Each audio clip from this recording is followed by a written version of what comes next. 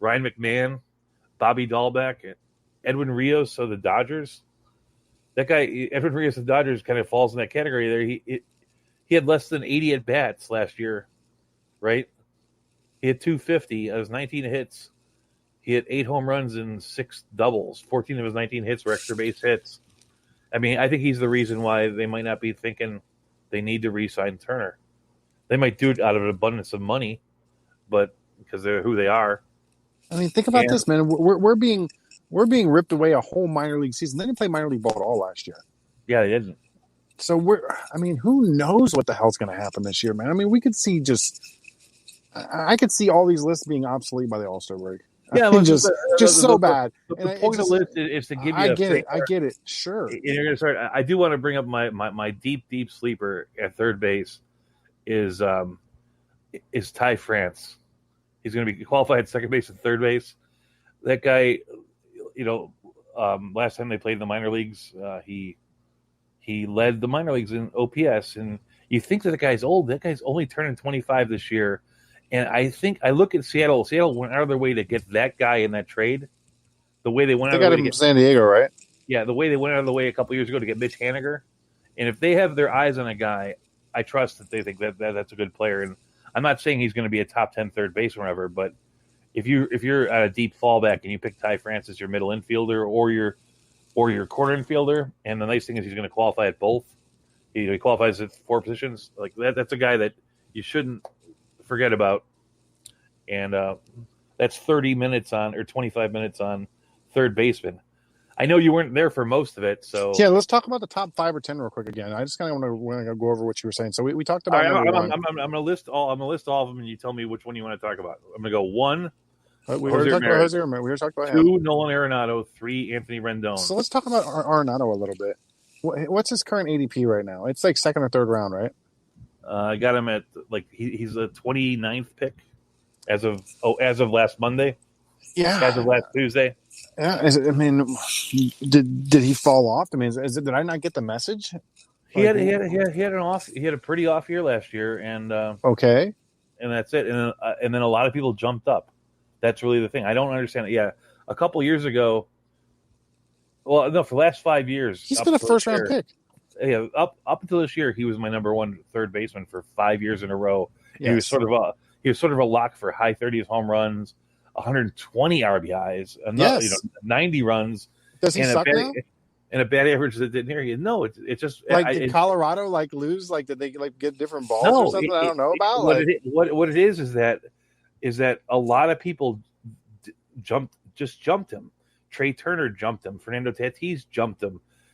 Ronald Acuna jumped him, over these last couple of years. I guess, man, but at 29, like you're saying, I'll buying all day. If I can get him at the turn and the second round or somewhere in the second round, I'm all over Arenado there. I love it.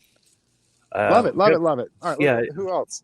Then I put LeMahieu, Rendon, LeMahieu, Vlad Guerrero at 5, Manny Machado at 6. Does Vladdy still have third base eligibility all over the place?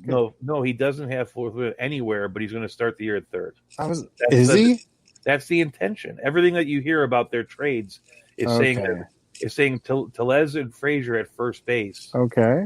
And him at third. I mean, he's lost the weight. I mean, that's the one thing that I wrote about. Let me pull up my notes on Vladdy Jr. Yeah, this, and I said when I was called on this by Kevin, I said, yeah, this is assumption they're starting at third base, but that's the plan. So I believe he's lost 30 pounds, right? If you're in a league that takes 20 games to get position eligibility, that's a stupid rule. You know what I mean? Like last year, that's fine, but if you're going to draft Guerrero and have to wait a month for him to get position eligibility, that's just a dumb rule. You should be able to.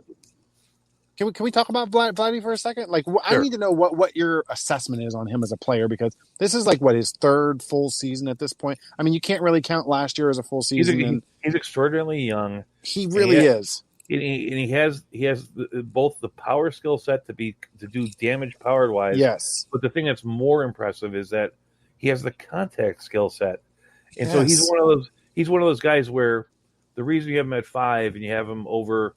I mean, if someone wanted to make an argument for Bregman ahead of him or Machado ahead of him, I wouldn't beat that guy up. I'd say it's just a disagreement. But it's the fact that if everything clicks for this guy, you're looking at like a 313 average with 35 home runs. I get it. Trust me. I understand the upside potential. I understand the blood lineage. I understand who his father was. I understand what just raw talent he has. But the big knock on him, and the one thing when I kind of dug into his numbers a little bit analytic wise, is he hits the ball on the ground at he's hitting it at almost a 55% rate on the ground. That's unsustainable at the major league level. Yeah, He's got the exit velocity is outstanding. The hard hit rate, everything, the barrels, etc. But he hits the ball on the ground too frequently, and I don't know if it's a launch angle thing or what they need to do with him. You can't have a good barrel rate and hit a lot of ground balls.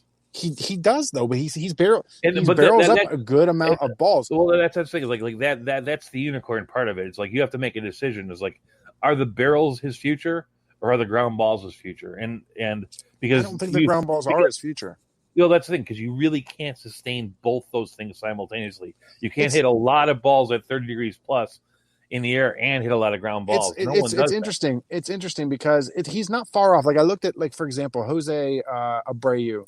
MVP season, he still hit it like a 44% ground ball rate or 43%, something like that. So, he's 10, 11% off of what, from turning that into that kind of season. So in baseball, we look at percentages and you can think about the difference between 330 and 250 is, what they are. Is that everybody behind him is a good player, but equally problematic outside of Manny Machado. It's like Suarez had a bad year. Bregman had an off year. Turner's not on a team. Brian had an off year. There's nobody here that is begging to go ahead of the guy, which is why he's sort of like in that second tier of the guy that I'd want.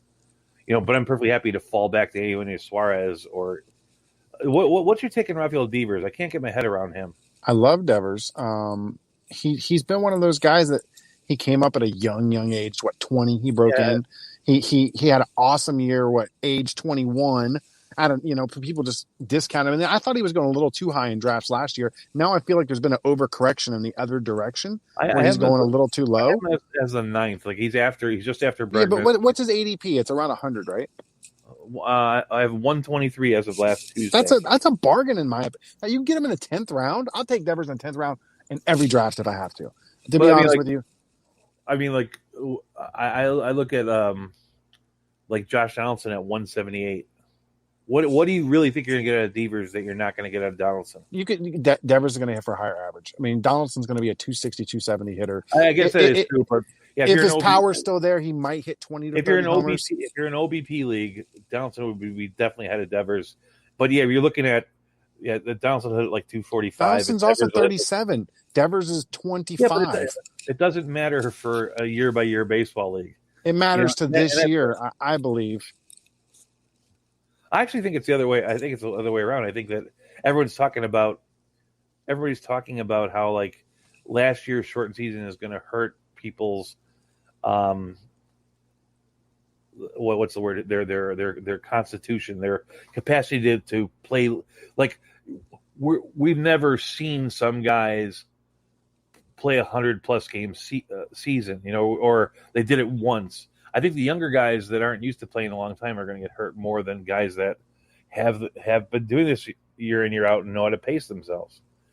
I especially at pitcher, I think that, like, I mean, it's a different topic entirely, but it's like, give me the Zach Greinke's and the David Prices all day over anybody that's young, because, it's going to be easier to see it in that side. But anyway, I don't want to dwell too long because I want to get to your first baseman.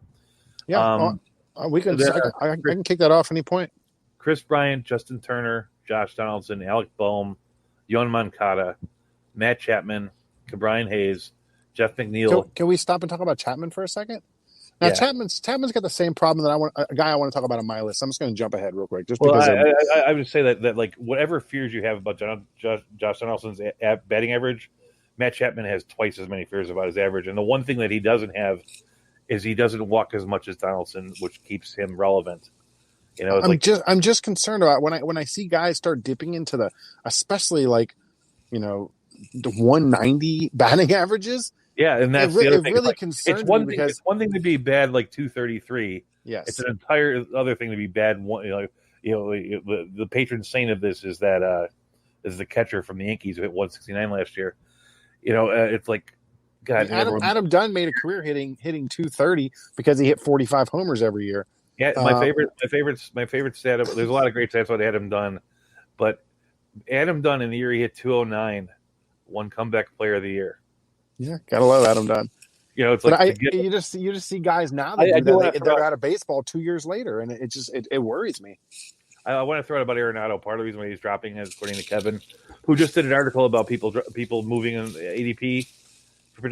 He said that there's people that are really afraid that he'll be traded out of Coors this year, and there's a little bit of discount that way. You know, Nolan Arenado. Anyway, if he does get traded out of town, we'll see. LeMahieu didn't die. LeMahieu didn't fall off a cliff, and everyone thought he was going to. Yankee Stadium's easier to hit in than Coors Field. Those are the two easiest. What if he goes to the Yankees? Yeah, that would be kind of crazy.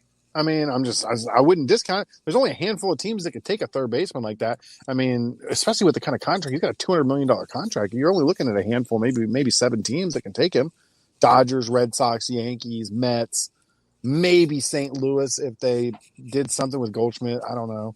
I do want to say this before we move on to the first baseman. It's like the crazy thing is, like, if you look 2 years back, there are some guys with, like, one of the things we're going to see this year in the draft is that because you can rationalize them based on last year, based on pedigree, based on their 2 years ago. It's like there's a guy that I had real trouble with was Eduardo Escobar, because 2 years ago he had a phenomenal year, and now he's being drafted. His ADP is 263. I'll take Eduardo Escobar all day long. Does he still have second base eligibility?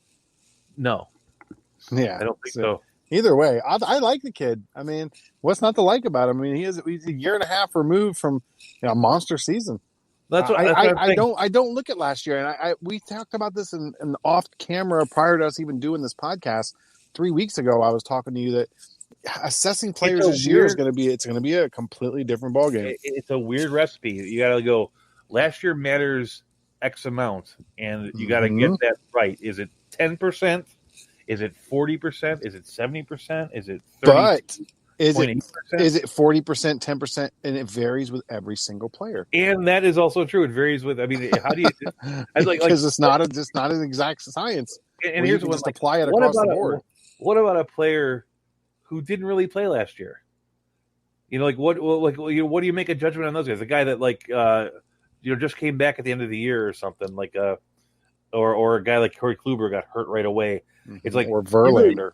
He's gone, so you don't have to think about him. But you sit there and go, well, yeah, you can't really blame his off year on that. Is that you just go that's like a regular off year in all time? I don't know, but you're going to sit Max Scherzer, Steven Strasburg. Neither one of those guys pitched last year. What do you do with them? Strasburg, those have been perennial pitchers. I'm trying to think of a guy who's a hitter, somebody that came on at the end of the year after missing most of the start. I know there are some, but they're eluding me. But that's the idea. It's there's a lot going on here. I think that this is going to be one of the most interesting years to draft, because the way you draft the way I draft, I don't know if everyone does it, is there's guys you want, there's guys you target, and you have fallbacks, and you have last chances and whatever.